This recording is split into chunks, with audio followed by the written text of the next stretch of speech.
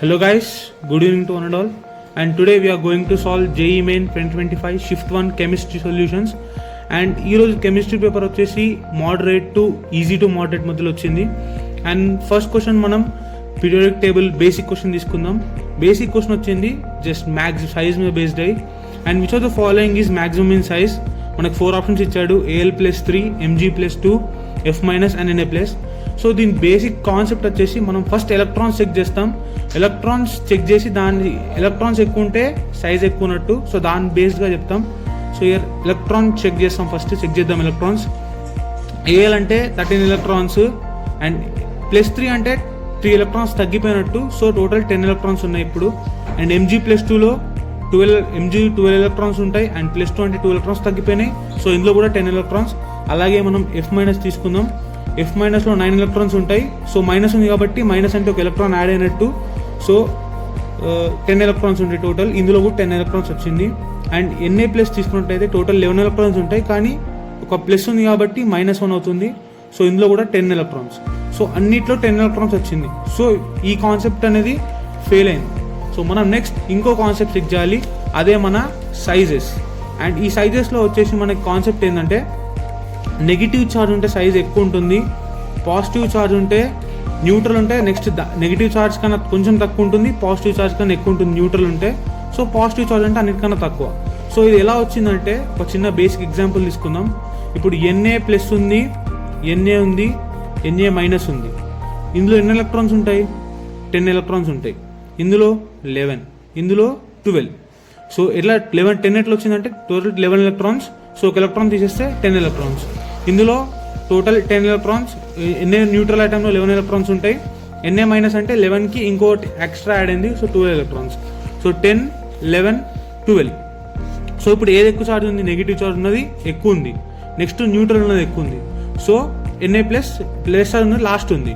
So దీని ప్రకారం మనం చెప్పింది ఏంటంటే దే ఎలిమెంట్ మీద అయితే నెగిటివ్ ఛార్జ్ ఉంటుందో అది ఎక్కువ ఛార్జ్ అయి ఉంటుంది, ఎక్కువ సైజ్ ఉంటుంది. So next neutral element, next positive element. So ఇప్పుడు చూసుకున్నట్టయితే మనం ఈ 4 ఆప్షన్స్లో దేనిపైన నెగిటివ్ ఉందంటే ఇది ఎక్కువ పాజిటివ్ ఉంది, సో ఇది అన్నిటికన్నా తక్కువ సైజ్. నెక్స్ట్ ఇది నెక్స్ట్ ఎక్కువ పాజిటివ్ ఉంది, సో ఇది సెకండ్ లాస్ట్ అండ్ ఇది థర్డ్ లాస్ట్ అండ్ ఇది ఎక్కువ సైజ్ అన్నట్టు, ఎందుకంటే ఇక్కడ నెగిటివ్ ఛార్జ్ అబ్జర్వ్ చేస్తున్నాం మనం. సో దీని ఆన్సర్ వచ్చేసి F- అనేది ఎక్కువ ఛార్జ్ ఉన్నట్టు. సో గైస్, అండ్ ఇప్పుడు మనం సెకండ్ క్వశ్చన్ సాల్వ్ చేయబోతున్నాం. సెకండ్ క్వశ్చన్ వచ్చేసి అటామిక్ స్ట్రక్చర్ నుంచి వచ్చింది. ఇది కూడా అంత డిఫికల్ట్ అయితే ఏం రాలేదు, సో సింపుల్గా సాల్వ్ చేసేటట్టే ఉంది. అండ్ క్వశ్చన్ చూసేద్దాం. The ground state of radius of hydrogen atom A0 and calculate the radius of first excited state of helium. So దీనికి ఫార్ములా వచ్చేసి మనం డిస్కస్ చేసినట్టయితే 0.529 n²/z. ఎస్, కరెక్టే కదా.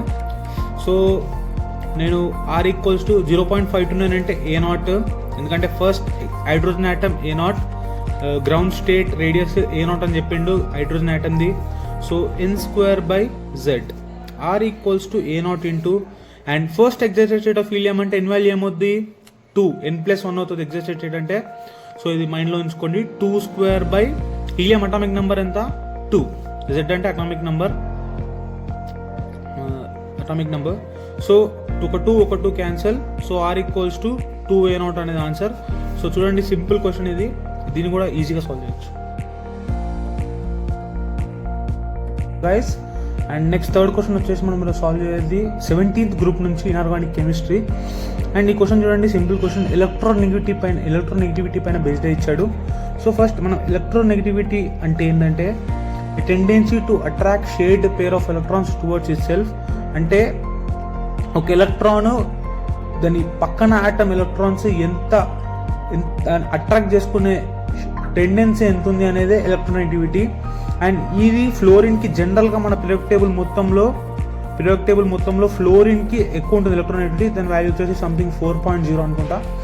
అండ్ అక్రాస్ ది గ్రూప్స్ వచ్చేసి ఇది ఎలక్ట్రోనెగటివిటీ అనేది డిక్రీజ్ అవుతుంది అక్రాస్ గ్రూప్. సపోజ్ మనం ఫ్లోరిన్, బ్రోమిన్, అయోడిన్ గ్రూప్ తీసుకున్నట్టయితే డౌన్ ది గ్రూప్ వచ్చేసి ఎలక్ట్రోనెగటివిటీ డిక్రీజ్ అవుతుంది. ఎట్లా అంటే సపోజ్ మనం ఫ్లోరిన్ తీసుకున్నట్టయితే ఫ్లోరిన్కి 4 ఉంటుంది, అండ్ క్లోరిన్కి 3.5 సంథింగ్ ఉంటుంది, బ్రోమిన్కి 2.8, అయోడిన్కి 2.5. ఇది ఎలక్ట్రోనెగటివిటీ వాల్యూస్. అండ్ ఈ వాల్యూస్ బేస్ చేసుకుని మనం ఆర్డర్ చెప్పొచ్చు. సో ఫస్ట్ ఫ్లోరిన్, తర్వాత క్లోరిన్, తర్వాత బ్రోమిన్, తర్వాత అయోడిన్.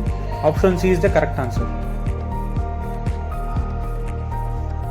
ఐ హోప్ మీకు అర్థమైంది అనుకుంటున్నా. అండ్ రేపు మనం ఇంకా కొన్ని డీటెయిల్గా క్వశ్చన్స్ సాల్వ్ చేసుకుందాం. రేపు టుమారో ఆర్గానిక్ కెమిస్ట్రీ క్వశ్చన్స్ అన్నీ సాల్వ్ చేద్దాం. మనం కంపల్సరీ ఆర్గానిక్ క్వశ్చన్స్ సాల్వ్ చేద్దాం. నెక్స్ట్ రేపు అంటే 23 ఫస్ట్ షిఫ్ట్లో ఉన్న ఆర్గానిక్ క్వశ్చన్స్ అన్నీ సాల్వ్ చేద్దాం. అండ్ ఇది మాత్రం ఇక్కడ వరకే. సో మీరు నెక్స్ట్ షిఫ్ట్ అయి ఉంటే ఆల్ ద బెస్ట్, ఎగ్జామ్ బాగా రాయండి.